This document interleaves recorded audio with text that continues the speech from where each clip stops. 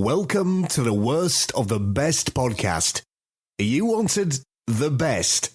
Well, they didn't freaking make it! So here's what you get. From Canada, Ryan and Jason.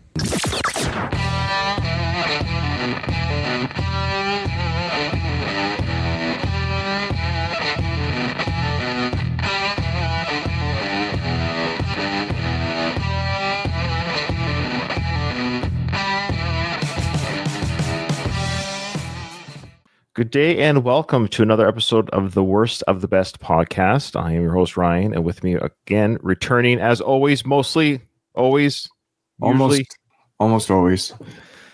Jason, my brother. Jay, how you doing? I'm doing all right. How you doing, man?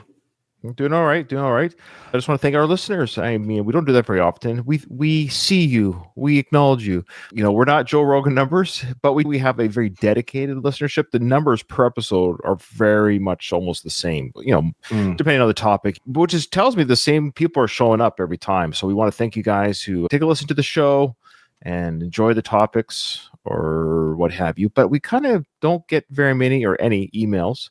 We get a few comments on YouTube, which we appreciate that as well. But the emails would be nice to hear from you, to say, hey, I liked your episode on XYZ, or I like to hear you guys cover something else, or not something else, because we do a variety of topics, but whatever topic you think we should cover is what I meant to say. But you don't have to. We appreciate your silent listening as well. I listen to a lot of podcasts, and I'm a hypocrite, and I don't comment, and I don't like, and I don't say anything. I listen and I enjoy. So I'm being hypocritical by asking you to do that thing, which I don't do. But anyway, it's funny you say that. I had never even thought of that. I don't think I ever respond to anybody.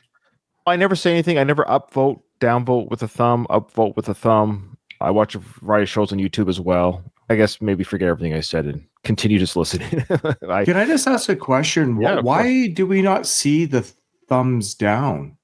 It's to help with toxicity, which I'm okay with. I mean, I could give you thumbs down. Some of our videos have a couple, I think, somewhere. The creator, like us, so you see it. The public does it. But I believe there's sites or like Google Chrome tools that you can use. If you go on YouTube, you can actually, it's not that it's hidden, like you can never see it. Because I've seen screenshots of downvotes, like such and such movie trailer dropped, and it's the most downvoted movie trailer in history or whatever that is, and then they'll show you the screen capture of it. I think there are ways or algorithms you can see the downvotes, but generally speaking, the average YouTuber or YouTube watcher who goes on YouTube, you won't see the downvotes. You'll just see the upvotes. I think it's to promote positivity, unlike Reddit, for example, which is a wasteland of negativity.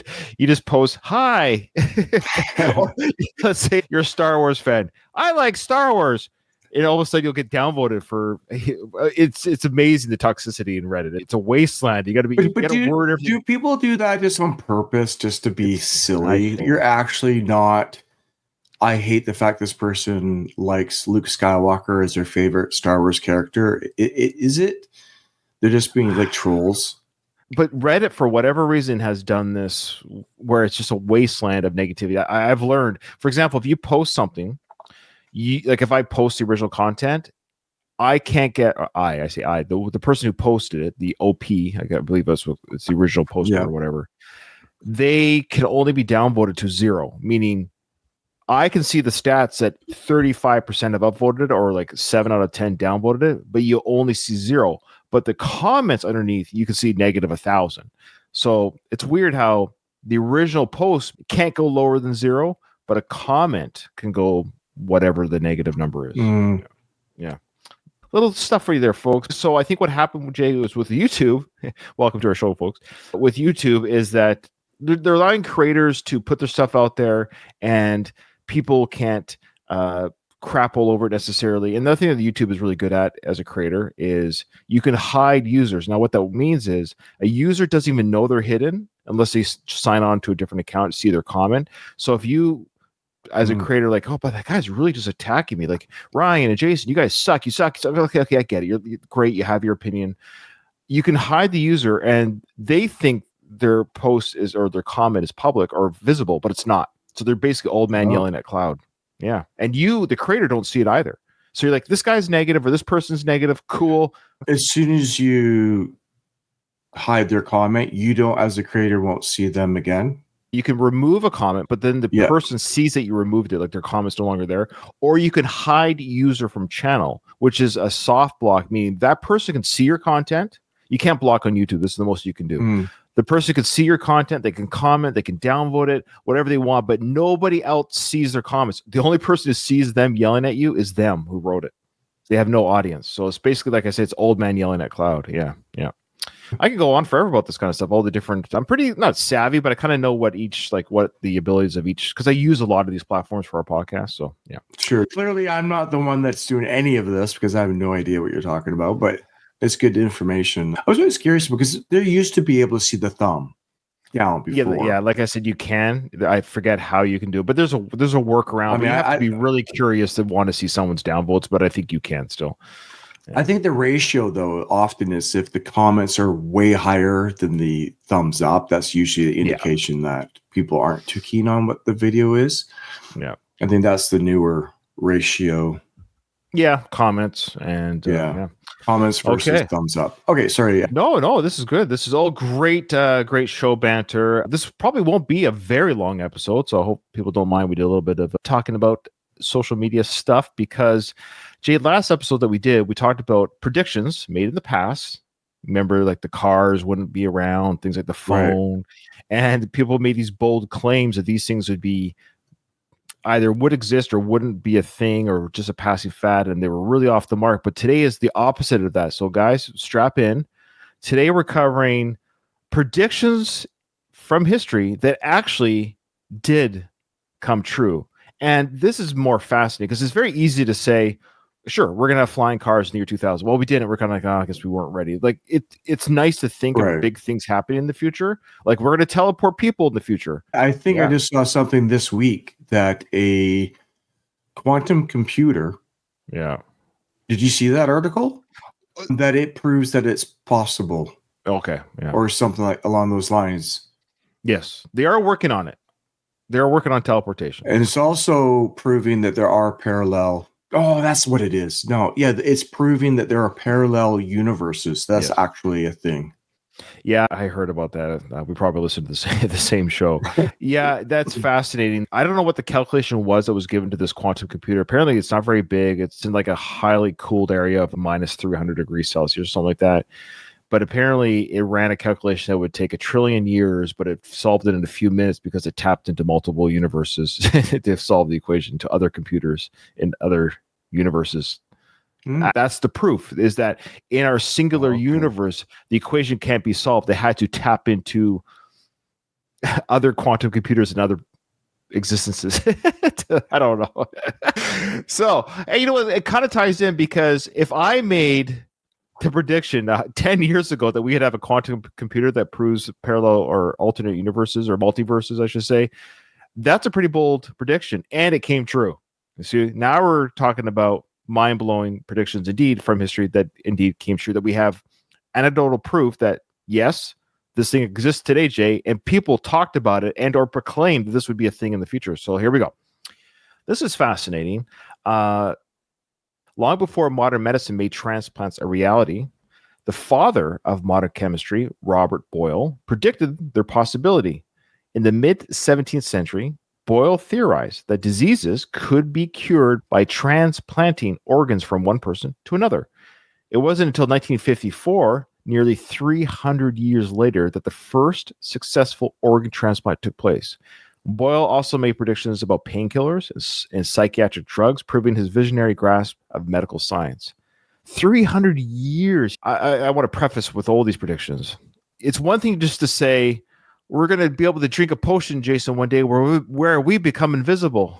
But what are you basing that in? Like, you can just spout off science fiction type fantasies. Right.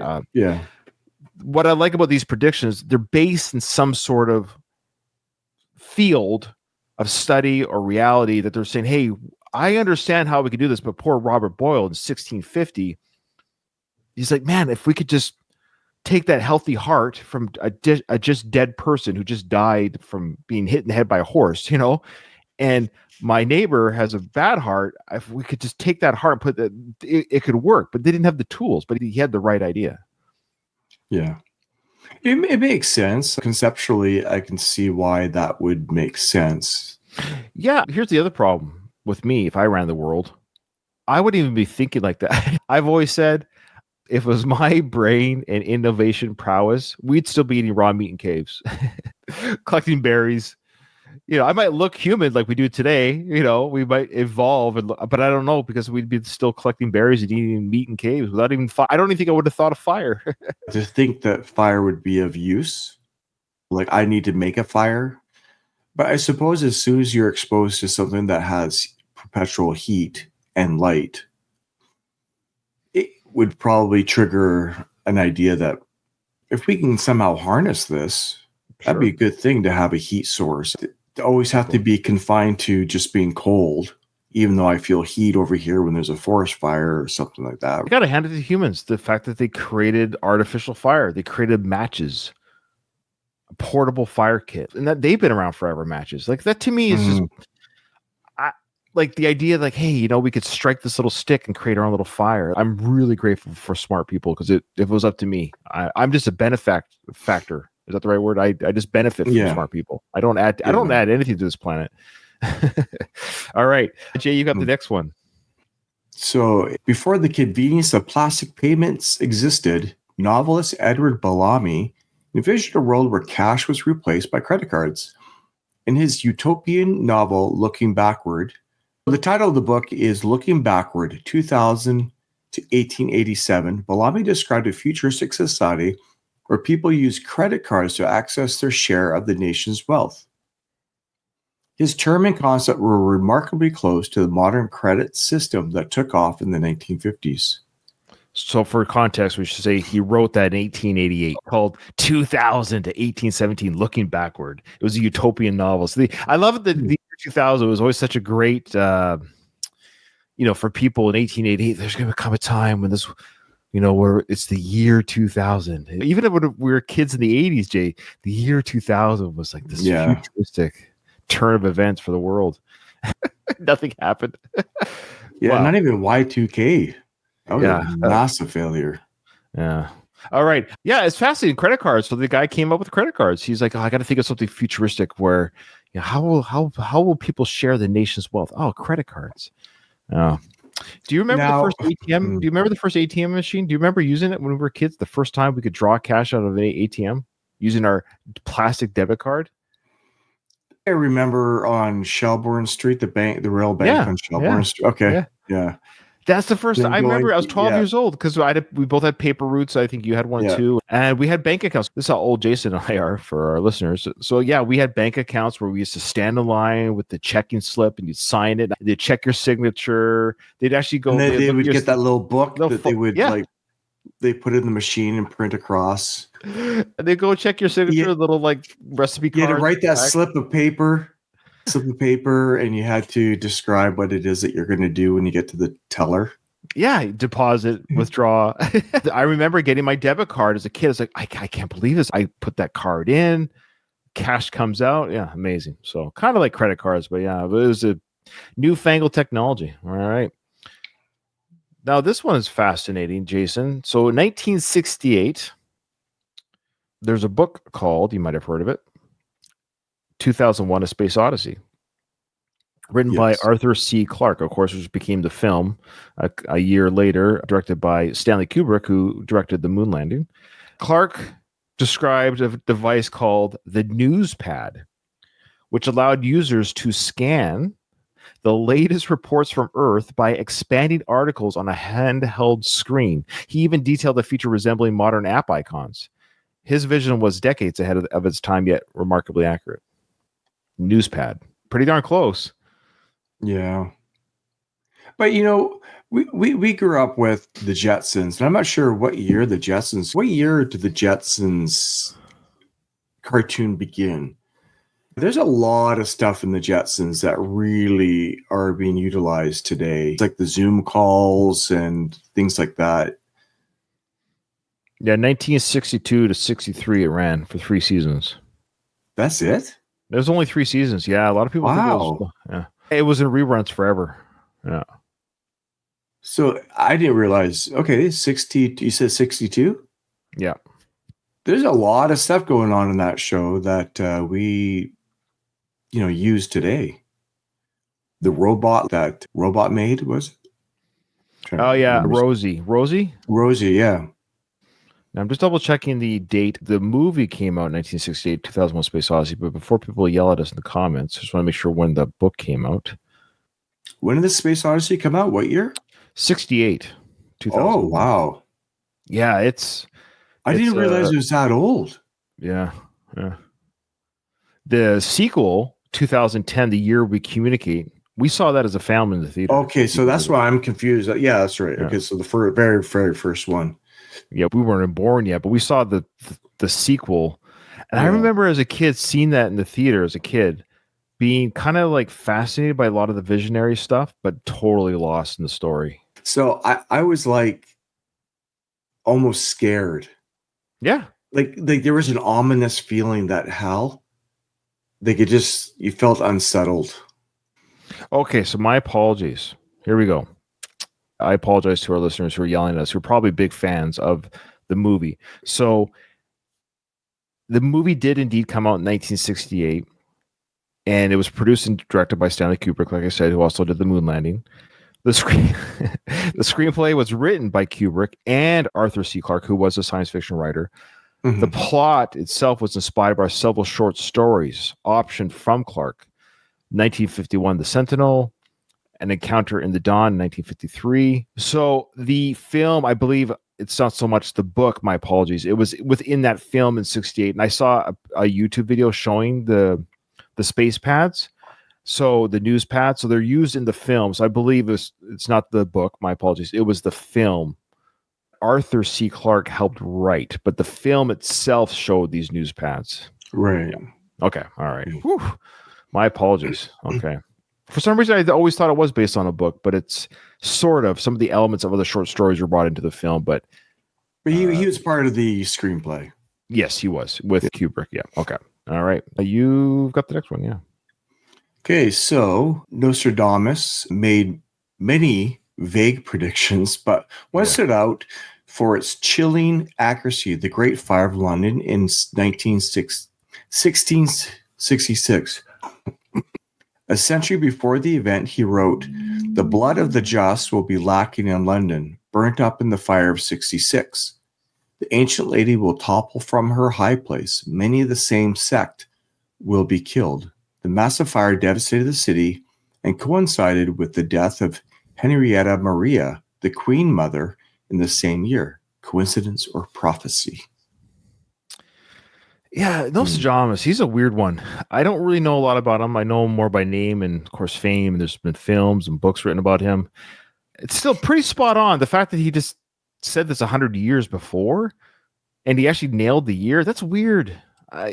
In theory, it could be a coincidence. The same way things happen that you can't explain. That there was a guy who said there's going to be a fire in 1666. Now, he did say burnt up in the fire of 66. Now, I wonder, you could argue, 1966, 2066. I mean, sure, if the quote we have here is accurate, but still, all right, that's something. Have you ever predicted a fire in a major city? No, I haven't either. So, and wrote it down and had it proved or not proved 100 years or 200 years later. So, it's enough that it made our list, Jay. Okay. Oh, we should say, we're a third of the way through our list here, that the worst pick will be maybe like the one that isn't the most bang on type. Like, for example, there might be a couple here like, whoa, that is pretty bang on. That's crazy. So I guess the least, like, okay, maybe. Sure. Yeah. Okay. There's a few like that. I mean, obviously, take this list with a grain of salt too. You could chalk up everything just to being a coincidence. Yeah, there's no way of empirically proving that this is true. Any of these things are true. Like the idea that someone thought of a dream pad a news pad and the iPad comes out. Okay, well, yeah, that sort of thing. But I think it's still fascinating that people talked about it and these things came true. All right, this next one is kind of a doubleheader. It starts off with the idea that President Barack Obama was foreseen in 1968. So how was that done? Well, sci-fi author John Brunner wrote a novel, Jason, called Stand on Zanzibar in 1968. And in it, he described a future where an American president named Obama led the United States in 2010. While the name wasn't quite exact, it was just off by one vowel, it was shockingly close to Barack Obama, who won the presidency in 2008 and was in the office in 2010. Given that this book was written in the 1960s, when the idea of a black U.S. president was far from mainstream, Brunner's prediction is pretty darn close. That's pretty crazy. Oh, there's going to be a black president in 2010 named Obama. Unless you go down the rabbit hole and conspiracy that Barack is a CIA implant and produced president.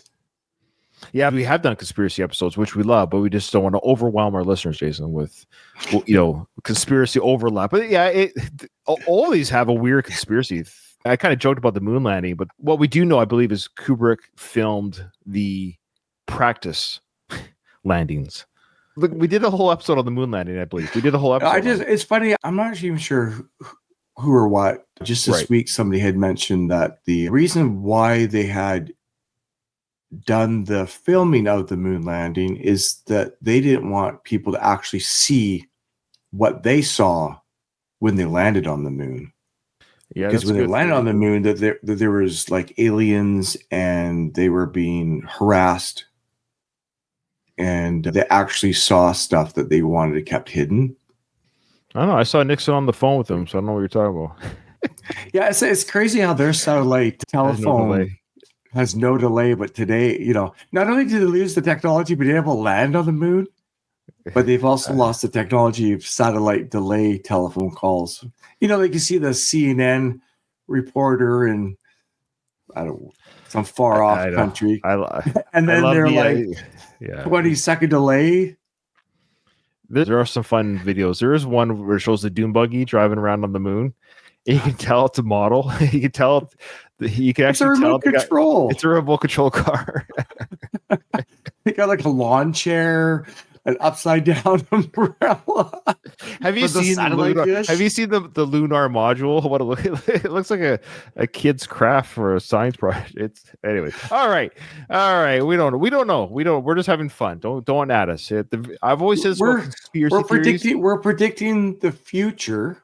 Yeah, when they'll admit the moon landing as we know it. As we know it. That's the thing. As we know it. That's what we've always said. Yeah. I think we actually said too in our episode, we said, even if what we see, the visual stuff that we've seen as quote unquote as the landing, like we didn't say they didn't land on the moon, but that's actually what we said was the visual evidence we have is inaccurate. Like that's not the landing. I think that was the middle ground is what we publicly have seen because none of it kind of matches up with space and technology. So, but did they go on the moon? Sure. But I don't know if we've seen the actual footage. Yeah. Okay. All right. Now to tag this one, and I did a little bit of research, Jason, after making this list. I found something else that might even, we can kind of squeeze this in because it deals with a president. And not only does it deal with a president, it deals with a current sitting president. This is fascinating. I know Obama loves to be tagged with Trump. So have you heard about this one, Jane? This one's real, too. This is not fake. About the book in the 1800s that was written by an Ingersoll Lockwood. Have you heard of this one? Yes, I do. Yeah, this is actually... This was legit wild. This one's legit actually wild, yeah. This might be like the number one. So strap in, folks, because this would not make the worst pick, but we're just tagging it with the Obama one because Obama was predicted in a book. Yep, Obama. But a better example is the book was called, check this out, folks, this is a real book, Baron Trump's Marvelous Underground Journey, written in 1888. Let me say that again. Baron Trump's Marvelous Underground Journey, and another book written 8 years later called The Last President. Publicly have resurfaced due to, of course, the parallels with Donald Trump's life and political career. Here's some of the connections that we have in the books. So Baron Trump's Marvelous Underground Journey follows a young aristocrat named Baron Trump, who is intelligent, curious, and arrogant. His mentor, Don, guides him through magical portals, including one in Russia. Is this world, honestly, Jay, is it a simulation? This gets to the point now where who's doing this? Yeah, these parallels are crazy. I mean, I don't know how many non-parallels are involved in the story. Oh, sure. I'm sure the story. These character names alone. Like, who's going to name... Well, there's more. There's Trump. More. And a president's going to be called Trump. Of all the names, Trump. Yeah, like it could have just been as easy had Donald never run. We wouldn't be talking about this book. You know what I mean? Like that's the great like. Yeah, but that's what's crazy is that it happened. Well, here, check this out. Now, The Last President, so the book that was written in 1896 called The Last President, describes a contentious election that leads to protests in where? New York, particularly on Fifth Avenue, where Trump Tower is located. It just... And check this out. The fictional president in The Last President's book appoints a man named Pence to his cabinet. All right. So I don't know what this means, guys. Look it up yourself. We could be talking out of our butts, but this is the books. They exist. And that's what's in them. So I don't know. Yeah. Some fun stuff there. So those books predicted Barron and Donald. And of course, people have jumped on with the book, The Last President, saying Trump will be the last president. But I mean, a lot of these topics get very conspiratorial, but we're trying to stick to the facts, folks. Just the facts, as Dragnet would say. Just the facts, ma'am. Okay. Jay, you've got the next one. Today, wireless earbuds are everywhere, but Ray Bradbury described them with eerie precision in 1953 in Fahrenheit 451. He wrote about little seashells, the thimble radios tamped tight, an electronic ocean of sound. This passage describes a personal, immersive audio experience identical to modern-day earbuds. He even anticipated the social isolation they could create. A theme all too relevant today. What have you noticed about a lot of these authors? They're science fiction writers, I guess is what I'm saying. I guess that would be the, what do you call it? The naysayer part of these predictions would be, well, of course, they're trying to think outside the box. They're writing a science fiction story. They're trying to think of what is it that would be so different in the future, but it's not so crazily different because the human brain still thought of it. And then somebody made it, if that makes sense. So, yeah. See, my thinking is this, is that specifically because of the authors, they have an imagination. Yeah. So they have an imagination that they can then express and explain and wrote those things down on paper. If you do that enough with enough people in the world, you're going to come across things that, like if you're an engineer or people, like I'm not obviously wearing one, right? You have to have an imagination before it can become a physical thing. Yeah. And so I think that's kind of why it seems like these authors are tapping into something, but it comes from thought first. Absolutely. Yeah. So earbuds. Now, and what I like too is it shows you that they're trying to describe what they have, like what it is that they can understand then, like little seashells in your ears, and they have an ocean of sound, and when it's in your ears, you're not paying attention to the world around you as much. And yeah, cool. Ray Bradbury, of course, very famous author. So yeah, I like that one. Very kind of on the nose there. Good example of on the nose. Okay. Yeah, it is. This one, Jay, is another novelist. A lot of novelists, like you're saying, creators, thinkers. A Russian prince and novelist, Vladimir Odovsky, wrote a book in 1835 called Year 4338. Oh, wow, this guy really thought ahead. Which imagined a future where people communicated via instant messaging.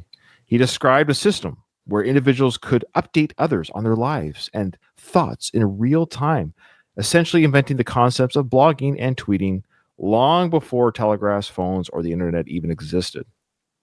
So basically instant updates over a long distance. Hey, buddy, how's the weather in California? Well, it's cold here or it's warm here. How's the weather in Russia? So the idea of instant messaging and instant communication via text and word, 1835, Jay. So I would like to see the context of this story. Yeah, how that was how that was integrated into the story. That's fair. Yeah. Because there would have to be a world that he also created that would allow a system like that to be possible, which would include like major amounts of electricity. It'd be curious to see how that would look in a story. Because 1835 that's a long way, it's a long distance between what we're able to do and what they're able to do in 1853. Oh yeah. That's a big gap. No TVs, no phones. Yeah, like just the newspaper, I guess. He probably even thought, boy, I'm getting the newspaper now and I'm reading about this. It took all this time to, write and edit and put on the paper. Imagine a world where I could just tell somebody, hey, this is what's happening right now. Yeah, before even telegraphs. Yeah. Yeah, the How little much before? it was near that time. I know they had in the Wild West, but that's still 1830s. That's a long time ago. I think it's, oh boy, I'm going to really expose my math on the Civil War. Yeah, but they would have to have, it couldn't be long before. Like there would be tinkerings of, if there was a telegraph available, I can see how that could be, if everybody had a telegraph available to them. Okay, so the first working version occurred in 1837. That was the Morse code. Samuel Morse and Sir William Cooke and Charles Wheatstone independently developed a practical telegraph system in 1837. So 2 years after this book was written. So that's a pretty cool. I'm very curious about the rest of the book. Honestly, I'd like to know the context in which these ideas were. Right. What were the characters doing? Yeah. The first long distance telegraph, Jay, was completed in 1844. Morse's famous message, quote, "What hath God wrought?" from Washington, D.C. to Baltimore. What hath God? Yeah. What hath God wrought? Like, what have we done? Look what we've done. I think, yeah, it's kind of true. Look at the mess we could. You could always argue Morse created the first. That's the first internet. That's the first. Yeah. You could argue that's the first tweet. Text what message. Have we done? What have we done? What have we started? Yes, Mr. Morse, you have started a chaos of information. Okay. Good stuff. Yeah. Okay. Full 104 years before Neil Armstrong took his legendary step. I guess only the facts, Jay. Only the facts. Right. Jules Verne imagined a journey to the moon in From Earth to the Moon, 1865.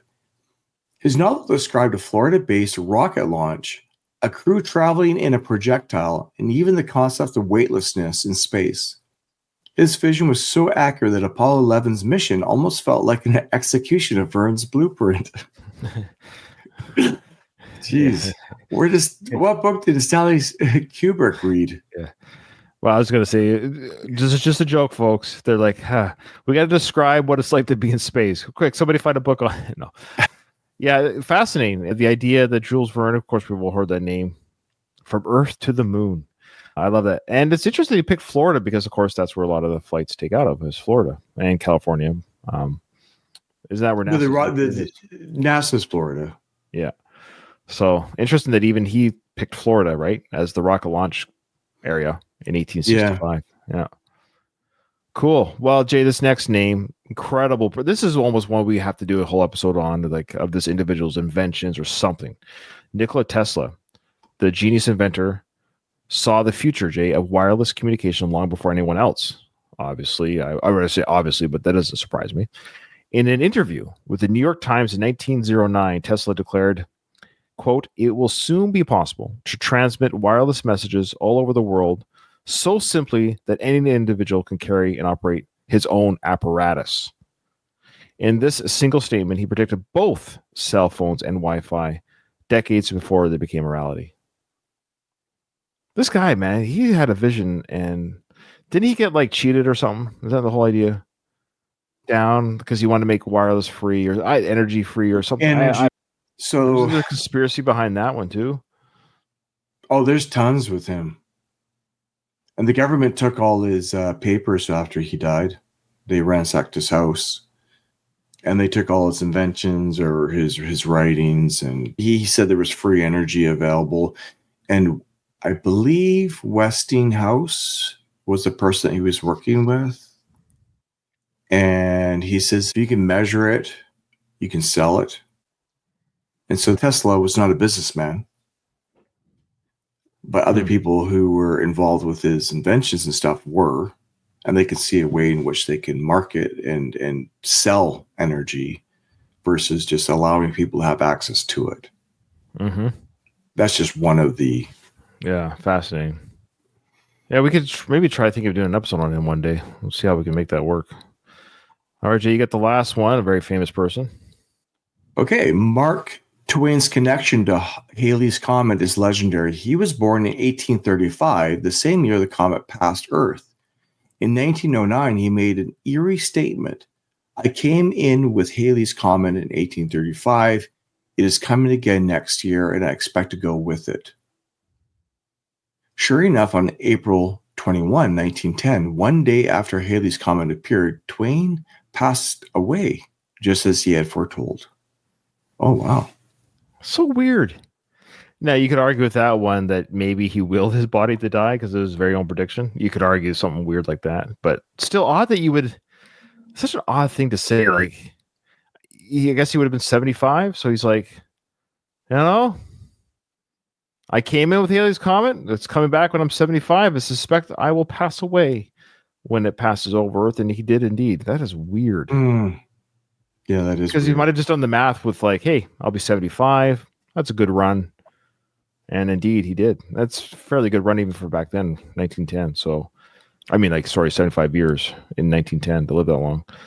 That one's pretty spot on. I don't know. That's odd. But it's odd that you would make that statement and it gets recorded. Yeah. Why would you? I don't know. I don't know. I guess if I wrote down everything I've ever thought. Sure, I guess. Yeah. I think this, and then I'm just gonna write it down, and then eventually something's going to stick. Well, that's what's happened with The Simpsons. A lot of people are like, "Oh, The Simpsons predicted this." Like, no, they have 35 seasons of television, 22 episodes. And they're coming up with jokes from politics to devices to technology to actors to. They're just going to hit some things because there's only so many things that so many people can do that they're just going to get things quote unquote right. We could do an episode actually. That'd be another fun one. Things that The Simpsons got right. But the one that really bugs me that people do all the time when they talk about, again, back to Trump, showing him coming down the escalator. This is the problem with media or social media and media is that was done by, yes, the Simpsons did do that, but they did it after it happened. They created the cartoon after Trump did it. But a lot of people have conflated that they didn't do it. That's what I hate about that circulation of false information. That's how quickly it becomes fact because people think it was done before, but it wasn't. It's been debunked many times that it was done after he did it. That's why they got it so on the nose. Because anyways. But so be careful, folks. Not every Simpsons prediction is necessarily true. It's just you got to be careful. You got to make sure it was done actually. Was it parodying the thing or was it predicting the thing? There you go. Okay. Yeah. All right. This is fascinating, Jay. I really enjoyed this list. This was sort of hard, sort of easy. I don't want to pick on my pick, but I kind of have to because I kind of feel bad as the President Obama. That one for me is, though it's, I don't know, because the Trump one, the Baron von Trump, and Donald being his mentor, so on the nose that I feel bad that we just didn't present that one. But I found the President Obama pretty. It's pretty on the nose. 2010, Obama was president at that time, and the character was black as well, of course, in the book, and the name is everything but one letter. That's pretty crazy. I don't know. We can go. Should I go over the list one more time, or just so our listeners know what I'm talking about? So we got the transplants, credit cards, iPad, the fire in London, President Obama, earbuds, tweeting or instant messaging, man on the moon, Wi-Fi, Mark Twain and his own death. I don't know. President Obama is pretty. You know what? I might go with the fire because I think he just said 66.